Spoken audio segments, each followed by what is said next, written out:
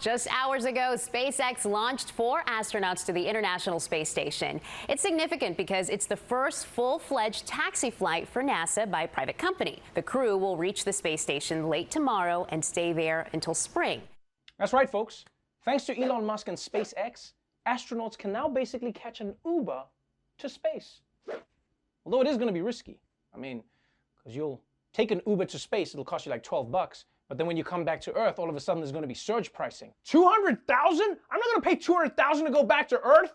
Well, you could always take the bus. The bus? Dude, I'm not trying to get probed by aliens, okay?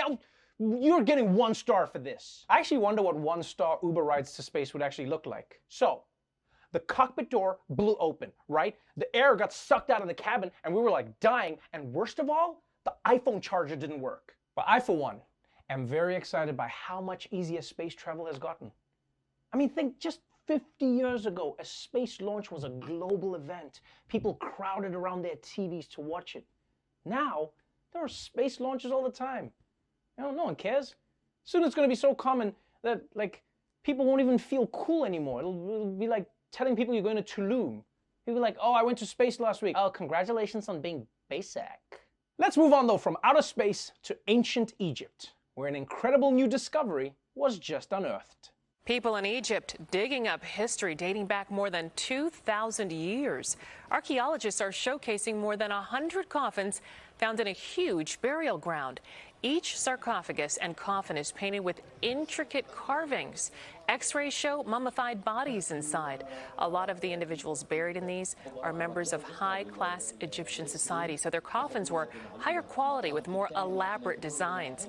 They're going to go on display at Egypt's Grand National Museum next year. Wait, they just happened to find 100 coffins? And now I'm sure that they're gonna need money to study these coffins? I don't know, guys. Sounds like a typical pyramid scheme. By the way, I love how grave robbing is okay if you just call yourself an archaeologist. Because that's what these guys are doing, right? They're robbing graves. The only difference is they're wearing a weird hat, so then it's okay. Because imagine if you saw some guy digging up your grandma. Hey!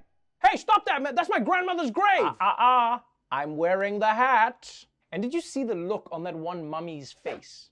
He looks like he got caught doing something embarrassing and he really doesn't want you opening up his sarcophagus right now. Oh, someone's in here! That's why you've always got to assume, people. Assume that your grave is going to be dug up one day. Yeah, you got to be prepared. That's why when I die, I'm going to pose like a gangster in my coffin. Like this. So when they dig me up, they'll be like, we don't know much about this ancient culture, but judging by this man's pose, he was clearly a badass.